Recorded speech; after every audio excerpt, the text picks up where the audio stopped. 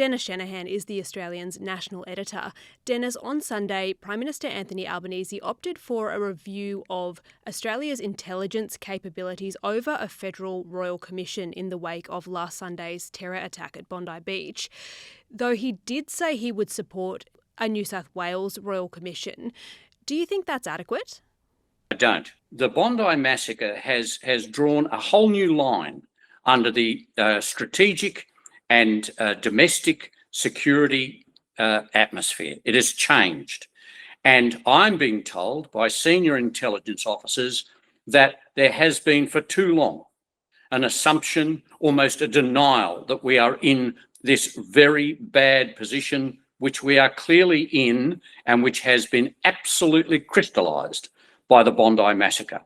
Now, I think, yes, the intelligence agencies, the police, the cooperation, all need to be investigated. They need to be investigated quickly and with rigour. But it also has to be wide enough for shortcomings, for mistakes, and also for the question of resources. Are the agencies and the federal police getting enough people? We saw initially that one of these people, one of the shooters, was a red flag under ASIA. How did it come that he could go to the Philippines, come back, and there was no further investigation, apparently?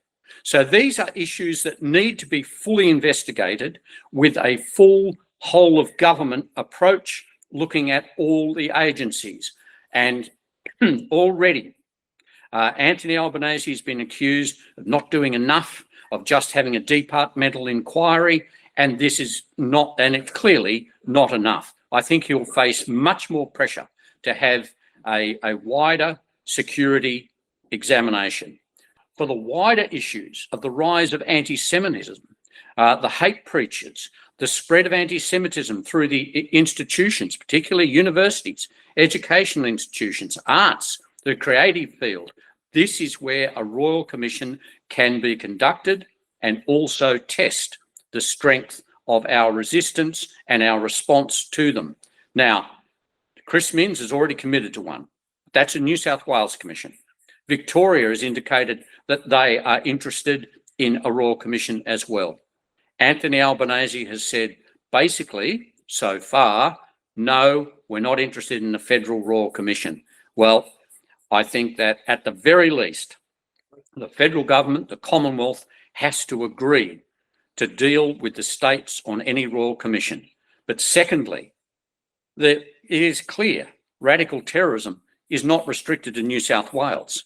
We've had synagogue burnings in Melbourne as well as Sydney. And Anthony Albanese still has the time.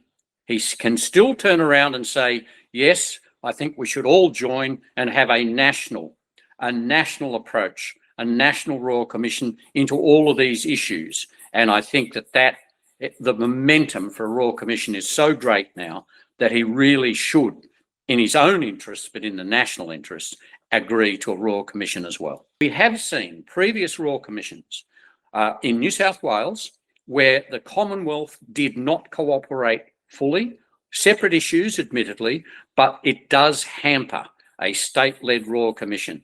I think the size of this problem and the magnitude of the impact of the Bondi massacre requires a Commonwealth Royal Commission, Commonwealth-led Royal Commission, into all those other institutional issues which won't be dealt with by the specific security inquiry. The message from the Albanese government in the aftermath of last Sunday's terror attack has been that royal commissions are cumbersome, they are slow, and that they need to act now.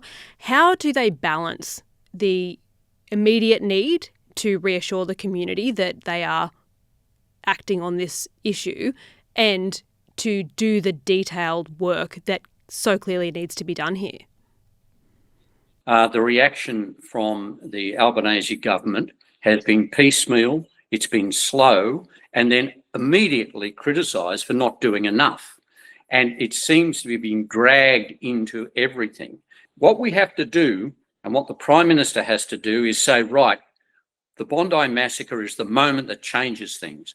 we actually need to be reassured that there is a strong inquiry into the operation of the intelligence and police services, as well as a broader reassurance for the public that these wider issues, which are at the bottom of so much of what's happened in the last 2 years, that they are properly examined and independently examined by a Royal Commission.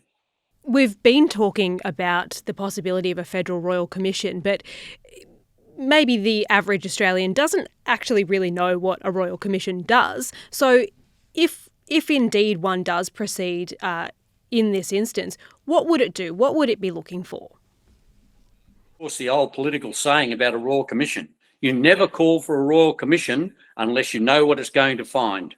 Because there have been Royal Commissions called and all of a sudden they start to unravel and uncover all sorts of things. I think that one of the reasons the Prime Minister will be balking at this at the moment, he will be delaying any decision, is because he has to decide what are the terms of recommendation, what are the terms of investigation. It's very sad duty this morning to report that 16 people have been confirmed as being killed, 15 innocent people and one perpetrator.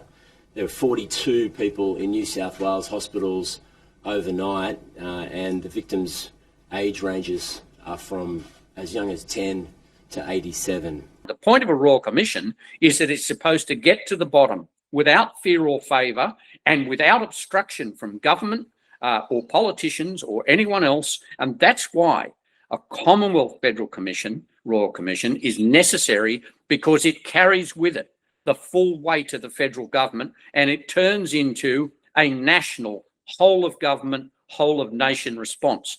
That's what we're required. So whatever the Royal Commission, if there is a Royal Commission, then it has to be as wide as possible because of the magnitude of the problem we are now facing, which we've been facing now for decades.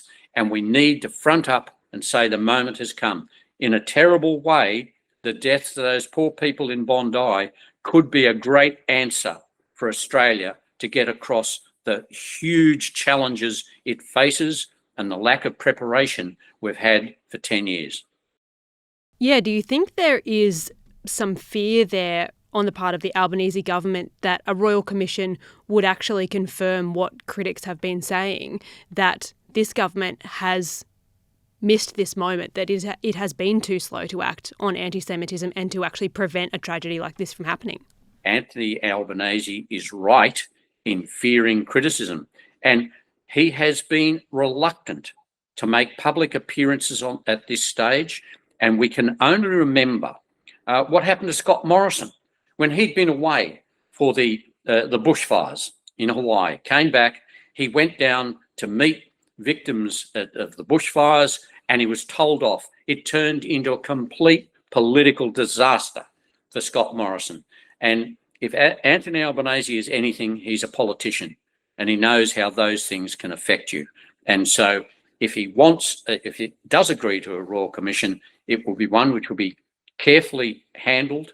The parameters will be strict. The terms of reference will be quite narrow, but he will hope that will answer the critics if he does call a Royal Commission. Dennis Shanahan is the Australian's national editor. Thanks, Dennis.